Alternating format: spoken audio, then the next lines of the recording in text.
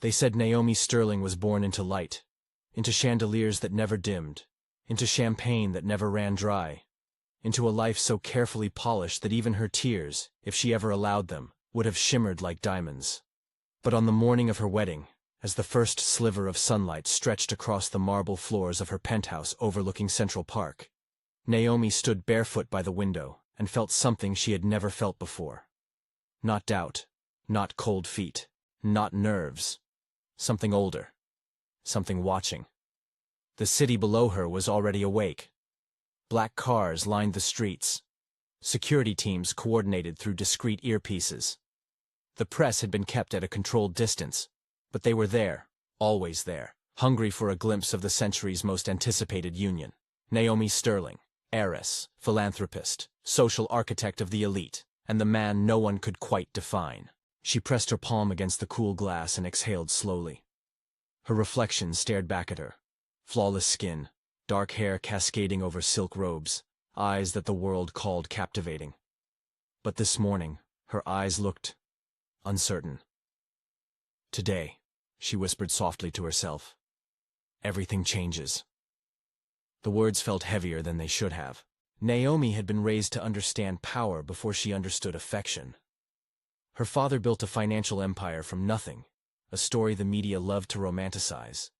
Her mother curated influence the way other women curated wardrobes, dinners with ambassadors, private meetings with museum directors, strategic philanthropy that shaped culture and politics. Naomi grew up watching, listening, learning. Smile when necessary. Speak only when it adds value. Never let anyone see your fear. By 25, she had already redefined the family foundation, launching global initiatives in sustainable architecture and women's education. She graced magazine covers not because of scandal, but because of competence. They called her the future of modern aristocracy. They called her untouchable. And for most of her life, she was, until she met him. It happened 3 years earlier, at an exclusive winter gala in Zurich. The ballroom shimmered beneath crystal chandeliers. Snow fell silently outside, turning the city into something almost unreal. Naomi remembered the exact moment she noticed him. She had been laughing politely at a hedge fund manager's story, her champagne glass poised elegantly in her hand. The orchestra played softly in the background. The air was warm with expensive perfume, and then she felt it. A shift, not in the room, in herself. She turned her head without knowing why. He stood near the grand staircase, partially in shadow. Tall, impeccably tailored in black. His posture was relaxed but alert, like someone who had nothing to prove and nothing to fear. He wasn't speaking. He wasn't smiling. He was simply observing. When their eyes met, something inside her stilled. Not sparked, stilled. As if the noise of the world had suddenly been muted. His eyes were an unusual gray, not pale, not dark, but layered, like storm clouds folding into each other before rain. He did not look impressed by the spectacle. He did not look intimidated by the wealth. He looked detached, curious, aware. And then, slowly, he began walking toward her. The crowd parted without conscious intention. Conversations faltered subtly as he passed. "Naomi Sterling," he said when he reached her, his voice low and controlled, carrying a tone that was almost melodic. "I was beginning to think you wouldn't turn around." The comment should have irritated her. Instead, it unsettled her. "Have we met?" she asked coolly. He extended his hand. Alexander Vale. His handshake was firm, cold. Not the kind of cold from winter air. The kind of cold that didn't belong to skin. "You're not on the guest list I reviewed," she replied lightly, testing him. A faint smile curved his lips. "I wasn't meant to be." And yet, he was. Their conversation lasted the entire evening. He spoke with intelligence that wasn't rehearsed. He didn't flatter her. He didn't ask about her wealth. He didn't seem remotely impressed by her last name. Instead, he asked questions that reached beneath the armor she had spent years perfecting. "Do you ever get tired of being exceptional?" he asked quietly, as snow pressed against the tall windows. She laughed softly. "That's not a burden." "No," he said, studying her carefully. It's isolation. The word lingered between them. Isolation. She had never admitted it aloud, and yet he spoke it as if he had read it from her pulse. He disappeared before the night ended. No goodbye, no contact. No traceable background beyond vague investment ties and international dealings that led nowhere concrete. For weeks, Naomi found herself thinking about him against her will, not with longing, with intrigue. Then he appeared again. At a private art auction in Milan, at a charity summit in Singapore, at a rooftop reception in Manhattan. Never announced, never explained. Always composed, always watching, and every time he touched her hand, even briefly, she felt that same unnatural chill. There were small moments that unsettled her. Once, during a dinner in Paris, she noticed he hadn't eaten a single bite of his meal. "You're not hungry?" she teased. "I don't require much," he answered calmly. Another time, she reached for his wrist playfully and paused. She couldn't feel a pulse. She told herself she must have missed it. Humans make mistakes. The mind fills in gaps. But the gaps around Alexander Vale seemed to widen instead of close. And yet, she fell in love with him. Not recklessly, not blindly, but gradually. Like stepping into water you know is colder than it appears. He made her feel visible beyond her status.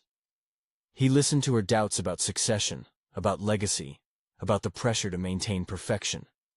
He never judged her vulnerability. He held it gently. And when he proposed, it wasn't dramatic. It was intimate. They stood on a secluded cliff in Scotland, wind roaring against ancient stone ruins.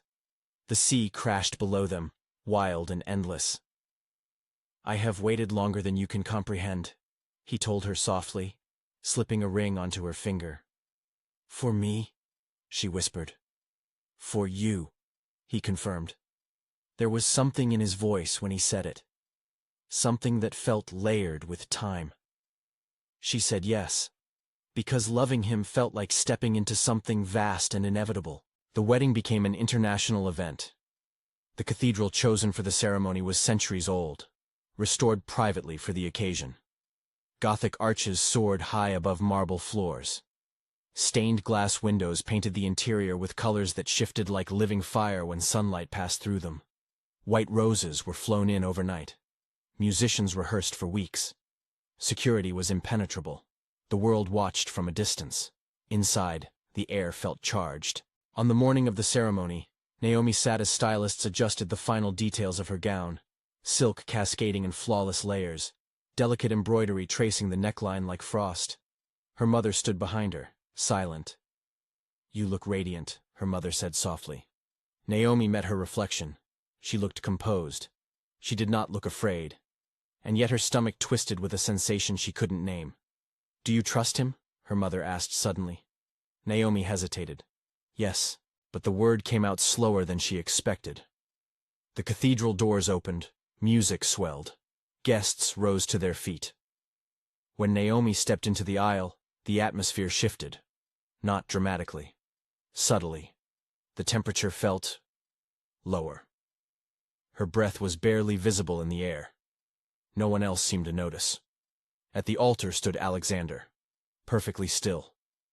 Black suit tailored to precision, hands folded calmly in front of him. Watching her. Waiting. Halfway down the aisle she felt it again. That stillness. As if the world were holding its breath. His eyes locked onto hers. And in them, she did not see nervous joy. She saw intensity, depth. Something ancient stirring beneath the surface. When she reached him, he took her hands. Cold. Colder than ever before. The officiant began speaking about unity, devotion, eternal commitment. Eternal. The word echoed strangely. Naomi tried to focus, but something was wrong. The candles lining the altar flickered violently. A draft swept through the cathedral, though the doors were sealed. Alexander's grip tightened slightly. Too tight. She looked up into his eyes. They were not the soft gray she remembered. They were almost metallic, reflective. And she realized something terrifying. She could not see her reflection in them. "Alexander," she whispered under her breath. His lips curved gently, but the smile did not reach his eyes. The officiant asked him to repeat the vows. He spoke clearly, yet his voice carried unnaturally, reverberating against the stone walls in a way that felt wrong, like it did not originate from lungs, like it resonated from somewhere deeper. The temperature dropped further. Guests shifted uncomfortably. A child in the front pew began to cry. Naomi's heart pounded so loudly she could hear it in her ears. "Naomi Sterling," Alexander said softly, ignoring the script of the ceremony. "Do you understand what it means to bind yourself to me?" Her pulse faltered. "What are you doing?" she whispered.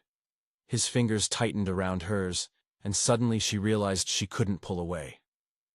"I told you once," he continued calmly, "that I have waited longer than you can comprehend."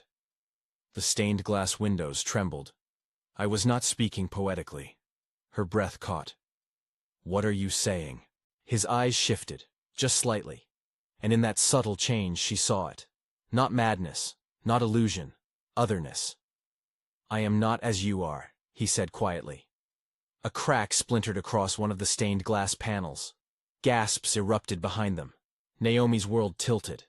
"I do not age," he continued, his voice lowering into something layered and resonant. "I do not sleep. I do not require breath as you do." The candles extinguished simultaneously. Darkness rushed in like a living thing. Guests screamed. But Naomi couldn't move, because beneath the terror, she felt something else. Recognition. He leaned closer, his voice barely above a whisper. "I chose you because you can withstand what I am."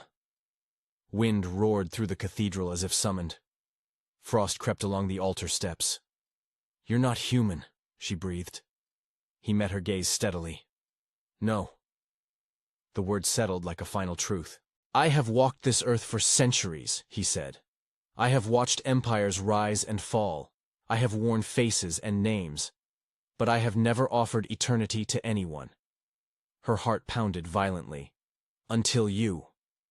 The ground beneath them trembled. Guests fled toward the doors, but they would not open. "Why me?" she choked. His expression softened, genuinely, painfully. "Because you are the first human who did not try to own me." The confession sliced through her fear. "You saw me," he continued. "Not what I could give you. Not what I represented. You saw the distance in me. And you did not run."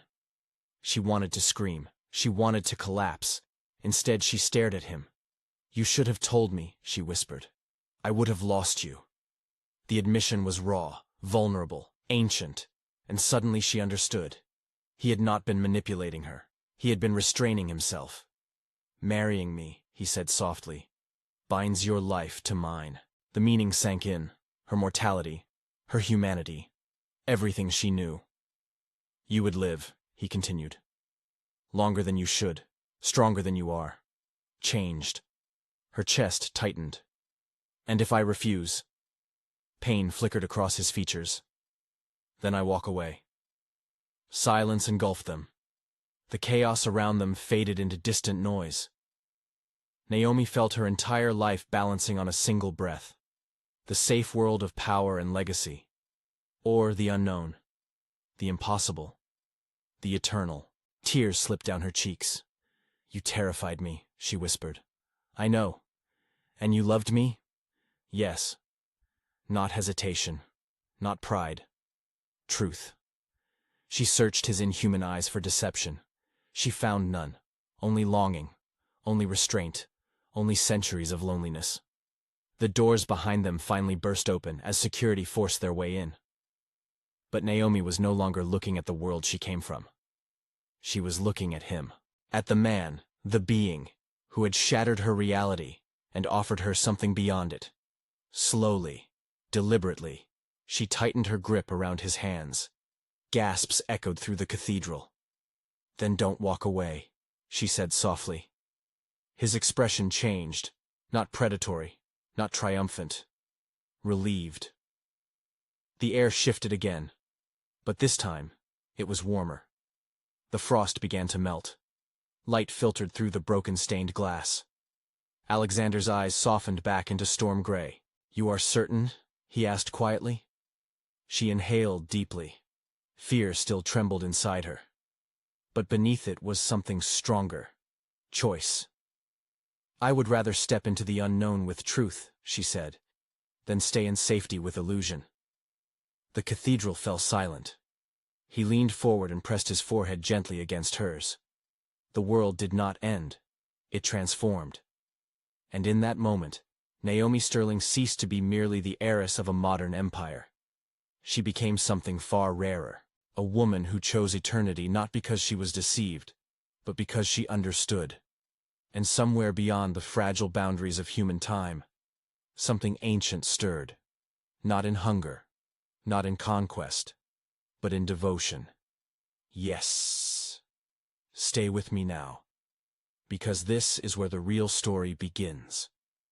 The moment Naomi tightened her grip around Alexander's hands and chose the unknown, the cathedral did not collapse. It did something far more unsettling. It grew silent.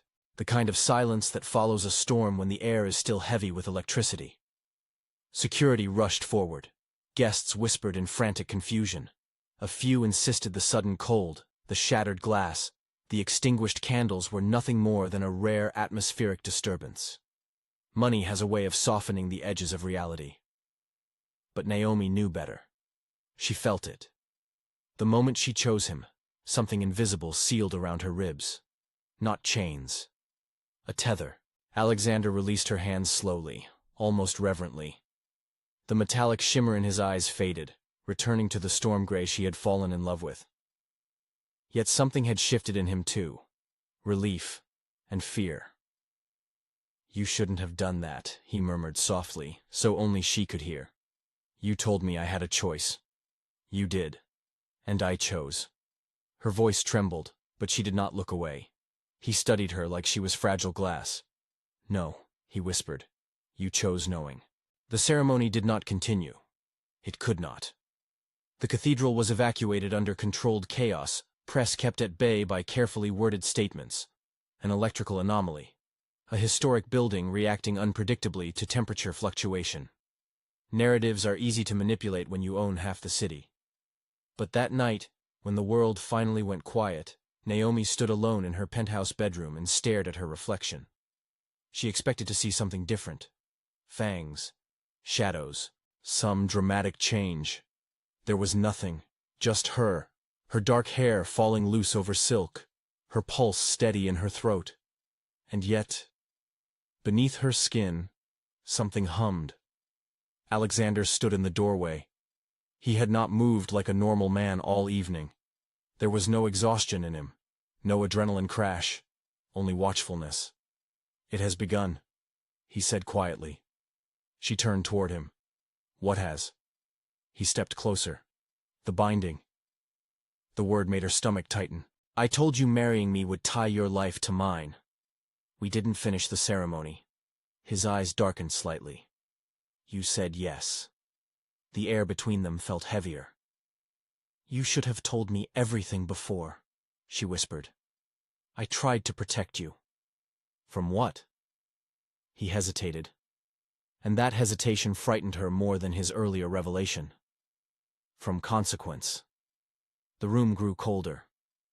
Naomi wrapped her arms around herself instinctively. "What are you, Alexander?" she asked softly. He did not flinch from the question. "I am not something that was born," he said carefully. "I am something that was left." The phrase unsettled her. Left by what? By whatever created the cycle of life and death. Her heartbeat quickened. There are forces that move between worlds. Most are bound to rules. I am not. She swallowed. "Are you a demon?" "No." "A spirit?" "No." He stepped closer until she could feel that unnatural chill radiating from him. "I am a fracture in the natural order." The words settled in her chest like ice. "For centuries I have walked through time untouched by it. I do not age, I do not decay, I do not belong fully anywhere. And now I am anchored," her breath caught, "to you." She felt it then, that faint humming beneath her skin intensifying. "What does that mean?" His jaw tightened. It means my presence in this world now requires balance. Balance? He reached out slowly, brushing his fingers along her wrist. Her pulse fluttered violently beneath his touch. Time, he said. The single word echoed. Naomi stared at him. You're speaking in riddles. His eyes softened, but pain flickered through them. When you bound yourself to me, you allowed something unnatural to remain here. And nature corrects itself. The humming inside her turned into a low vibration. Her vision blurred for half a second. She staggered slightly. Alexander caught her instantly. What is happening? She whispered. He closed his eyes briefly, as if bracing himself. Time is adjusting. Her heart began pounding too fast. I don't understand. He lifted his hand toward the mirror. Look. Naomi forced herself to focus. At first she saw nothing unusual. Then she leaned closer. At the corner of her eye, faint, almost invisible, was the smallest line, a fine crease that had not been there that morning. Her breath stopped. That's not possible. It is. Her hands trembled. You said I would live longer. You will, he replied. But not in the way you think. The humming intensified. She felt a wave of dizziness wash over her. Her skin tingled like static electricity. What did I do? She whispered. His expression broke for the first time. You tied your mortal clock to something that does not tick. The room felt like it was tilting. To sustain me here, your time must compensate. The meaning hit her slowly. No. No. He caught her face gently in his hands. Listen to me. You will not die tomorrow. You will not wither overnight. But your life will burn faster. Her throat tightened. How much faster? I don't know. The honesty cut deeper than any lie could have. Silence swallowed them. Naomi stared at the faint line near her eye again. It had not deepened, but it was real. Tears filled her eyes. You knew, she whispered. His silence was confirmation enough. You knew there would be a cost. I hoped. His voice faltered slightly. I hoped it would be different. Different how? I hoped loving you would bend the rules. The vulnerability in his tone made her chest ache. She stepped away from him slowly. You let me choose without telling me the full truth. If I had, he said hoarsely, you would have walked away. And that would have been wrong? Yes. The force behind the word stunned her. I have endured centuries of emptiness, he continued. I have watched humanity love and die and repeat itself endlessly. You were the first time I felt tethered. Her anger collided with her grief. And now I am the tether. Yes. The room went quiet again. Outside, Manhattan glowed in artificial eternity. Inside, Naomi felt painfully mortal. Days passed. Then weeks. At first, the changes were subtle. Her reflection seemed slightly sharper, then slightly more tired. She slept deeper but woke feeling as though she had lived through entire dreams she couldn't remember. Alexander watched her constantly, protectively, guiltily. One evening, as they stood on the balcony overlooking the city, Naomi noticed something else. You haven't changed at all, she said quietly. He did not answer. She reached up and touched his face. His skin was still cold, unmarked, unmoved by time. I look different, she whispered. Only slightly. For now. The words slipped out before she could stop them. He turned toward her fully. I will find a way to slow it. How? I have existed long enough to understand that rules have exceptions. And if there isn't one? He said nothing. Her chest tightened. You would watch me age, she said softly. Pain flickered in his eyes. Yes, the honesty hurt more than comfort would have. Because I cannot leave, he added. Not without destroying the balance further. She studied him. Or maybe that's the real choice. He frowned slightly. What do you mean? What if the balance corrects itself by removing you instead of accelerating me? His gaze sharpened. That is not something to test. Why? Because the consequence would not be gentle. Weeks turned into months. The faint line near her eye deepened slightly, not dramatically, but enough for her to notice. Time felt strange now. Sometimes it raced. Sometimes it dragged unbearably. Alexander grew more restless. One night, she woke to find him standing by the window again, staring at the moon. "You don't sleep," she murmured. "I don't need to." "But you stay." "Yes." "Why?" He looked at her slowly. "Because watching you breathe reminds me what I am not." The words were almost tender, but they carried grief. Naomi sat up in bed. "How long do I have?" He crossed the room in a blur so subtle it almost felt like imagination. "Do not speak like that. Tell me." His jaw tightened. "Decades." She inhaled sharply. "That's normal. Not at this rate." Silence settled between them. "I might live half the life I should," she whispered. His eyes closed briefly. "Yes." The truth landed heavily. She stood and walked toward him. "You said you've walked through empires." "Yes." "You've survived wars." "Yes." "You've endured loneliness for centuries." "Yes." She reached for his hand. "And you're afraid of losing me in a few decades?" He stared at her as if she had just spoken something sacred. "I am terrified." Her anger softened. Her fear deepened. "I chose this," she said quietly. "And I allowed it," he replied. The weight of that shared responsibility hung between them. Months passed again. Her public appearances became less frequent. The media speculated stress, exhaustion, overwork. Only she and Alexander knew the truth. Time clung to her differently now. Some days she felt invincible. Other days she felt older than she should. One evening, standing before the mirror, she saw a second faint line appear. It was subtle, but undeniable. She touched it gently. Then she made a decision. Alexander found her in the living room, calm, resolved. "We need to talk," she said softly. His posture stiffened. "I know that tone." She offered a sad smile. "I'm sure you do." He stepped closer. "What are you thinking?"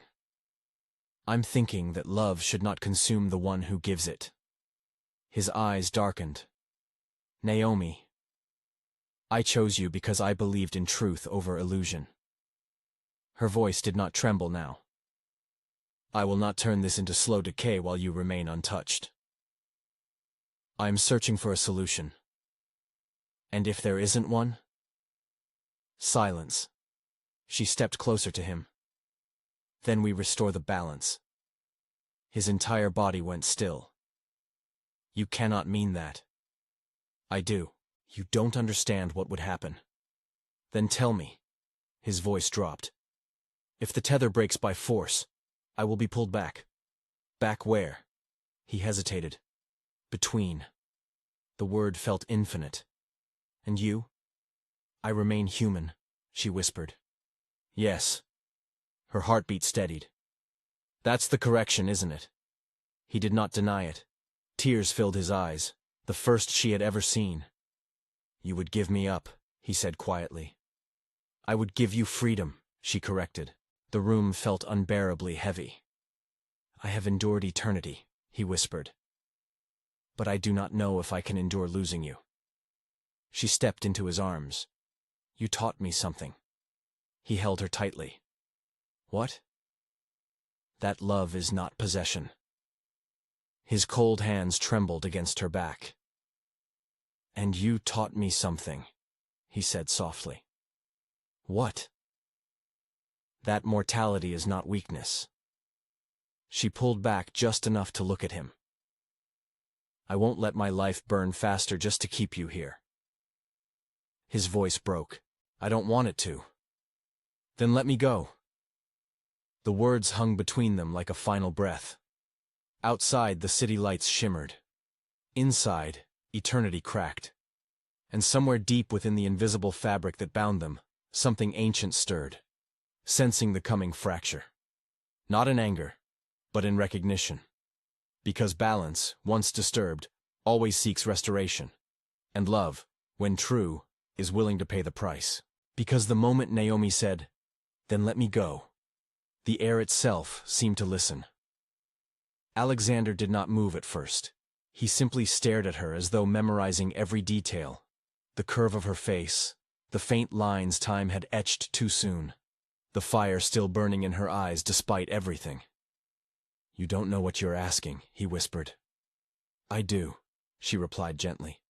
"For the first time since the cathedral, I truly do." The hum beneath her skin had grown stronger over the past weeks, a vibration that felt like an hourglass turning too fast. She could feel it even now, a subtle pull, like something invisible measuring her remaining moments. Alexander stepped back slowly. The room darkened, not from nightfall, from him. "You believe breaking the tether is simple," he said. "It is not." "Then explain it to me." His jaw tightened. "The bond formed when you chose me willingly. It was sealed not by ritual, but by consent. To break it, the choice must be reversed." Her heart beat steadily now. "Then I reverse it." "You must mean it without hesitation." "I do." He searched her eyes for doubt. He found none. "And you must release me," he continued softly. "Not out of anger, not out of fear, but out of love." Tears filled her eyes. "That's the only reason I'm doing this." The air shifted. The temperature dropped sharply. Outside, the city lights flickered. Alexander closed his eyes. "If you do this," he said quietly, "you will feel the tearing. I've been feeling it for months." "No," he murmured. "This will be different." Naomi stepped closer, placing her palm against his chest. There was no heartbeat beneath her hand, only stillness. "You told me once I wasn't weak because I'm mortal," she said softly. "Let me prove it." His composure fractured then. For the first time since she had known him, his control slipped entirely. "I waited centuries to feel something real," he whispered. "Do you understand that? Centuries of walking untouched by time, untouched by consequence. Until you." Her voice trembled. "And now you have. And now I lose it." "You don't lose it," she corrected gently. "You carry it." The hum inside her chest intensified. It was time. She inhaled slowly, steadying herself. "I release you," she said softly at first. Nothing happened. Alexander's eyes snapped open. "You must mean it in your core." She swallowed hard. Her heart pounded painfully. Memories flooded her mind. Zurich. The snow. His first question. The cliff in Scotland. The cathedral. The cold in his hands. The way he had looked at her like she was the first sunrise he had ever seen. Her chest ached violently. But beneath the ache was clarity. "I release you," she repeated, stronger now. "Not because I regret loving you, but because I refuse to let my life be the price of your presence." The room exploded into movement. The lights shattered. The windows trembled. Alexander staggered backward as if struck by an unseen force. "Naomi!" His voice distorted. The air twisted around him like a vortex forming from nothing. She felt it then. The tearing, not physical, deeper, like invisible threads being pulled from her ribs. She gasped, falling to her knees. Pain radiated through her chest, not sharp, but immense, a pressure collapsing inward. Alexander reached for her, but his hand flickered, as if he were no longer fully solid. "It's working," he breathed in disbelief. The vortex intensified. Darkness gathered around him, not shadow, but absence, as if space itself were folding. Naomi forced herself to look up. His outline blurred. His storm-gray eyes burned brighter than she had ever seen. "I don't want to go," he said, and the rawness in his voice broke something inside her. "I know," she whispered through tears. The invisible threads snapped one by one. Each break sent a wave of agony through her body. But she did not take the words back. "I release you," she said again, even as her voice cracked. The final thread tore free. The pressure vanished instantly. The hum inside her chest stopped. Silence crashed into the room. Alexander stood several feet away now, barely solid. The vortex had become a silent spiral of fractured light behind him. "This is where I am pulled," he said softly. "Between?" He nodded. For the first time since she had known him, he looked afraid. Naomi stood slowly, her legs trembling. She crossed the distance between them. With every step, he seemed less real. She reached for his face. Her hand passed partially through him. Tears streamed down her cheeks. "You're not alone anymore," she whispered. "You were loved." His eyes softened. "And you," he said gently, "were my eternity." The spiral behind him widened. He began to fade. "Live," he said urgently. "Live fully. Don't let this define the rest of your years." She nodded, though her heart felt like it was being hollowed out. "I will. And Naomi, yes? If there is any mercy in the universe, I will find you again." Her breath caught. "I don't need eternity," she whispered. "Just meaning." He smiled, and then he was gone. The vortex collapsed inwards silently. The lights steadied. The windows stopped trembling. The room returned to normal. Naomi stood alone. The silence was unbearable, but the pressure in her chest was gone. The hum had vanished. Slowly, shakily, she walked to the mirror. Her reflection stared back at her. The faint lines near her eyes had softened. Not erased, but no longer deepening. Her pulse beat strong and steady. Time felt normal. She pressed her hand to her chest. It hurt, but it was her hurt. Her years, her life. Months passed, then years. The world moved on. The media stopped speculating. Naomi Sterling returned to her public life, but something about her had changed. She was quieter, softer in some ways, stronger in others. She poured herself into her foundation, expanding programs that gave women control over their own futures. She traveled less extravagantly, listened more, laughed differently. And at night sometimes she would stand by her window and look at the moon. Not waiting, just remembering. Time moved as it was meant to. Her hair grayed at the temples gradually. Lines formed naturally. Her body aged honestly. She welcomed it. Every year felt earned. Every birthday felt sacred. Because she understood now what time truly was. A gift, not a resource to manipulate. Decades later, when her once dark hair had turned silver and her hands bore the delicate map of age, Naomi lay in a quiet bedroom filled with warm light. Family surrounded her. Nieces, foundation colleagues, people whose lives she had touched. She had never remarried. Not because she was frozen in grief, but because she had once known something vast and she did not feel incomplete without replacing it. As evening settled, the room gradually emptied, leaving her alone with the soft hum of machines and distant city sounds. Her breathing grew shallow. Her vision blurred gently. She was not afraid. She had lived. Fully. She closed her eyes. And then she felt it. A shift in the air. A familiar stillness. Her eyes opened slowly. At the foot of her bed stood a figure. Tall. Composed. Unchanged. Storm-gray eyes watching her with something that was no longer loneliness. "Alexander," she whispered, her voice fragile. He stepped forward. This time, he looked solid. Real. "I told you," he said softly. "If there was mercy, I would find you." Tears slipped from the corners of her eyes. "You look exactly the same." "And you," he said gently, sitting beside her, "look magnificent." She laughed weakly. "I'm old. You are complete." He reached for her hand. For the first time since that night, she felt his touch fully. Not cold, not distant. Warm. How? She whispered.